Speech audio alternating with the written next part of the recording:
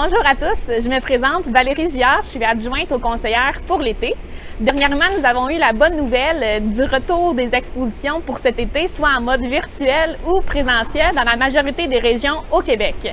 Donc, nous avons cru bon de vous préparer quelques capsules pour donner des trucs comment bien préparer sa génisse à une exposition. Donc, je vous présente la première capsule qui portera sur la sélection de votre génisse. Ben moi, je commence dès la naissance. Je spot mes meilleurs. Je les laisse évoluer, je peux les clipper pour leur donner une chance de pouvoir faire plus de côtes, avoir du plus beau poil. Déjà, des petites choses qui se font à plus long terme. Après ça, peut-être 2 mois avant le show, ça peut être un peu moins, ça dépend comment tu as de temps.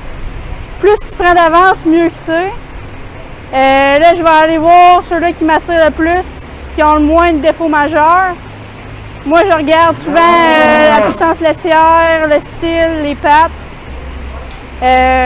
Après ça, je vais les clipper. Là, je vais les recomparer. La première chose, on va regarder l'ensemble de notre génisse, à quoi qu'elle ressemble. T'sais, à la première vue, est-ce qu'elle a une belle ligne de dos? Est-ce que sa croupe est un petit peu inclinée vers le bas? Est-ce qu'elle a beaucoup de profondeur de corps?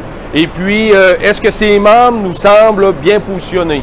Bien positionnés, c'est-à-dire qu'ils ne soient pas trop coudés ni trop droits.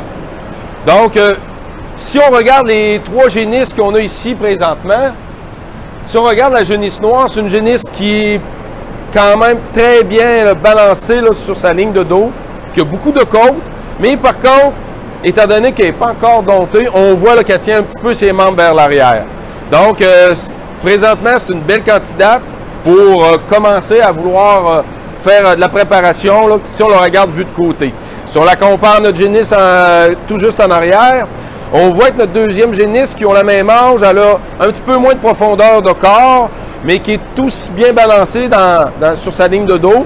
Et puis, par contre, ses membres semblent mieux positionnés que la belle grosse génisse noire qui se tient ses membres vraiment reculés. Et puis, si on regarde la génisse blanche qui est ici, on voit qu'elle, au niveau de son os pelvien ici, un petit peu plus élevé, ça fait que c'est peut-être une génisse qui va avoir une croupe un petit peu plus basse et il nous semble déjà un petit peu plus molle que les 2 autres génisses qu'on avait dans notre sélection.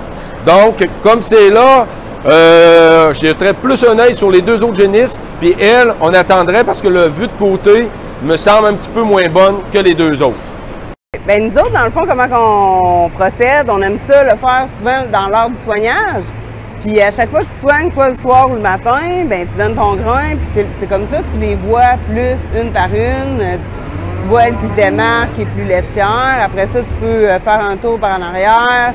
Puis là, tu regardes eux autres qui ont les meilleures croupes, les meilleurs membres. Puis je pense que c'est important que peu importe leur âge, bien, dans le fond, il y a une place pour toutes les génisses qui sont balancées, là, qui sont plus complètes. On les regroupe ensemble après, puis là, on commence à travailler avec eux autres là, tranquillement. Là.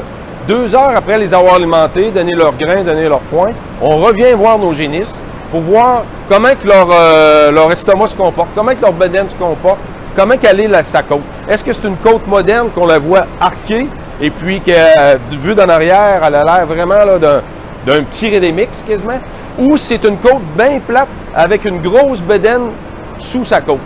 Donc, ce qu'on recherche, c'est vraiment la côte arquée. C'est ce qui va faire les meilleures productrices, les meilleures vaches. Puis ça va être la génisse la plus facile à préparer lors de votre exposition. En terminant, on vous suggère de bien consulter les règlements des expositions pour lesquelles vous allez vous inscrire et de toujours garder en tête que votre génisse que vous choisirez au départ de l'été grandira certainement plus rapidement que vous. Donc, si vous comptez participer à des expositions à l'automne, gardez ça en tête et on vous souhaite de passer un bel été.